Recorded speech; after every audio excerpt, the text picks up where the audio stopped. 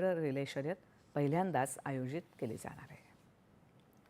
फ्रान्समध्ये सुरू असलेल्या ऑर्लिन्स मास्टर्स बॅडमिंटन स्पर्धेत तन्वी शर्मा, ईशा राणी बरुआ आणि मालविका बनसोड या भारतीय खेळाडूंनी महिला एकेरीच्या उपांत्यपूर्व फेरीत धडक दिली आहे. महिला एकेरीच्या अंतिम 16 सामन्यांमध्ये तन्वीनं भारताच्या अनमोल खरपचा पराभव केला. ईशा राणी बरुआनं कॅनडाच्या वेन यू झांगचा पराभव केला. आणखी एका सामन्यात मालविका बनसोडनं मलेशियाच्या वोंग लिंग चिंगचा पराभव केला.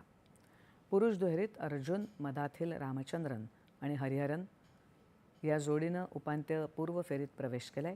पुरुष एकेरीमध्ये मात्र आयुष शेट्टीला जपानच्या युदाई ओकीमोतोकडून पराभव स्वीकारावा लागला आहे.